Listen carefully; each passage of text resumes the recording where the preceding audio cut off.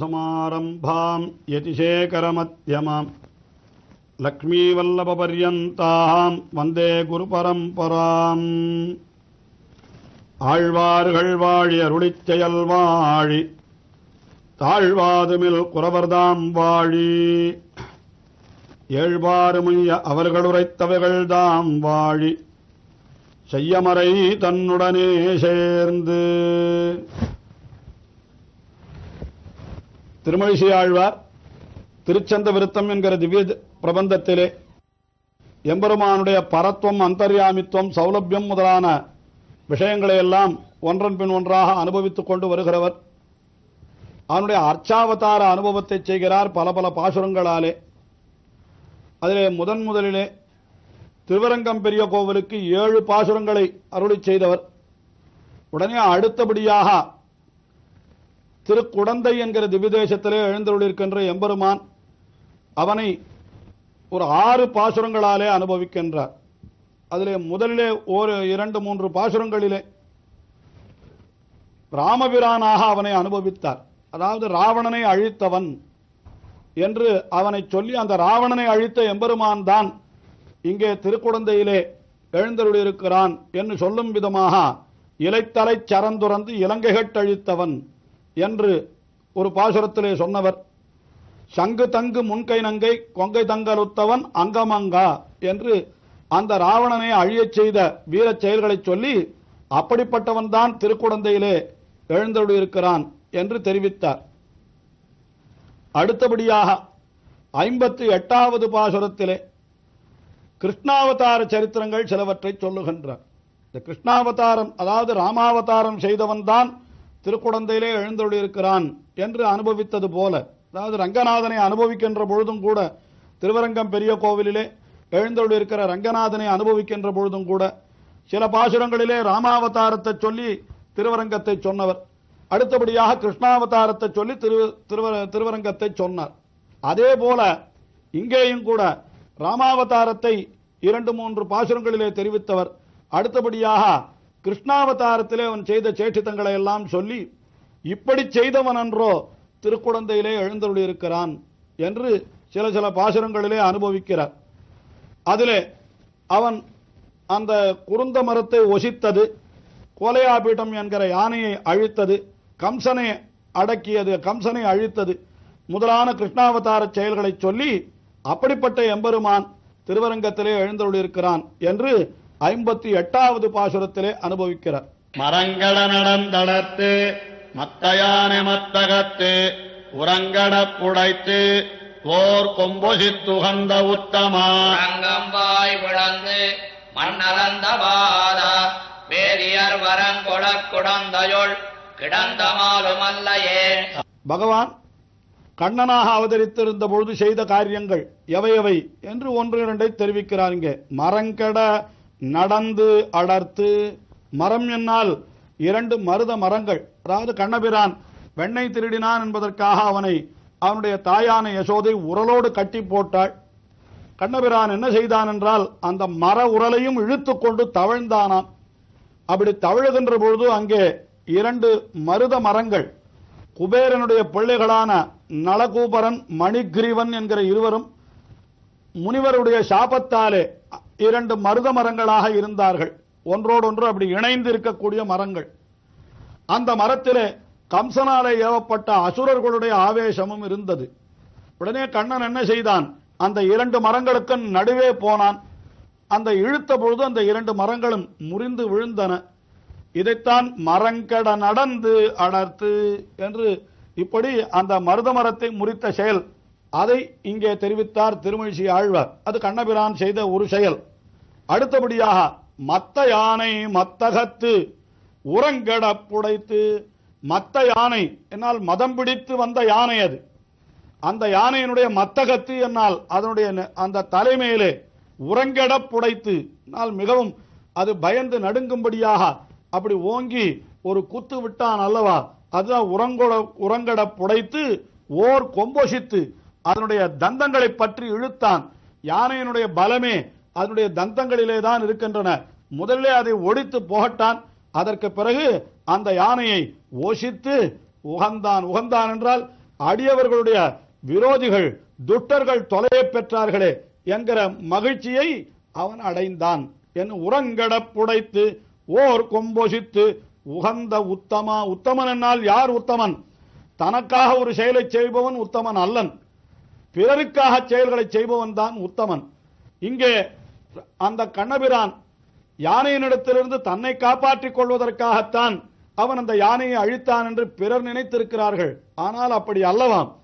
அப்படி தன்னை காப்பாற்றி தன்னை தன்னுடைய அடியவர்களுக்கு கொடுப்பதற்காகத்தான் அவன் அந்த செயலை செய்தான் என்று பார்க்கின்ற பொழுது அதுவும் அடியவர்களுக்காக செய்த செயல் என்றால் அவன்தான் உத்தமன் என்று அதைத்தான் இங்கே பாசுரத்திலே ஆழ்வார் காட்டுகின்றார். ஓர் கொம்பொசித்து உகந்த உத்தமா என்று தெரிவிக்கின்றார். அதற்கு மேலே துரங்கம்பாய் பிளந்து, இதற்கு முன்னாலே இங்கே ஆணையனுடைய வாயை பிளக்கும்படியாக செய்தவன் இதற்கு முன்னாலே ஒரு குதிரையனுடைய வாயையும் பிளந்தான். அதாவது கம்சனாலே ஏவப்பட்ட மற்றொரு அசுரன் கேசி என்கிற குதிரையனுடைய வடிவாக வந்த பொழுது அவனுடைய வாயை பிளந்தான் என்று அந்த சரித்திரத்தையும் நினைவு கூறுகிறார் திருமழிசை ஆழ்வார். துரங்கம் வாய் பிளந்து, அதற்கு மேலே மண் அளந்த பாத, உலகத்தை எல்லாம் தன்னுடைய திருவடிகளாலே அளந்து கொண்டான் என்னால் அது வாமனாவதாரத்தை சொல்லுகிறது. இங்கே கிருஷ்ணாவதாரத்தையே சொல்லிக் கொண்டு வந்தவர் திடீர் என்று வாமனனை ஏன் சொல்லுகிறார் என்றால் அந்த வாமனனும் கண்ணனும் ஒரே மாதிரியான தன்மைகளை உடையவர்களாம். சிறு பருவத்தை உடையவனாய் இருக்கிற பொழுது கண்ணன் வாமனனைப் போலவே இருந்தான், வாமனனைப் போலவே செயல்களை செய்தான் என்னெல்லாம் சொல்லப்பட்டிருக்கிறது. ஆகினாலே மண்ணளந்த பாத, அப்படிப்பட்ட எம்பெருமானே நீ எங்கே இருக்கிறாய் என்னால் வேதியர் வலங்கொள குடந்தையுள். கீழ்ப்பாசுரத்திலே அவர் தெரிவிக்கின்ற பொழுது விலங்கு நூலர் வேதனாவர் நீதியான கேள்வியார் என்று திருக்குடந்தையிலே வாழுகின்ற பிராமணோத்தவர்களை தெரிவிக்கின்ற பொழுது அவர்களை அப்படி தெரிவித்தார். அப்படிப்பட்டவர்கள் வலங்கொள குடந்தையுள் கிடந்தமால் என்று தெரிவித்தவர் இங்கே என்ன தெரிவிக்கிறார் என்றால் அந்த வரங்கொள கிடந்த புண்டரீகனே என்று தெரிவித்தார். இங்கே வேதியர் வரங்கொள குடந்தையுள் கிடந்தமாலும் அல்லையே, அந்த வேதியர்கள் வேண்டிய வரத்தை உன்னிடத்திலே பெற்றுக்கொள்ளும்படியாக நீ திருக்குடந்தையிலே எழுந்தொழிப்பவன் அல்லவா?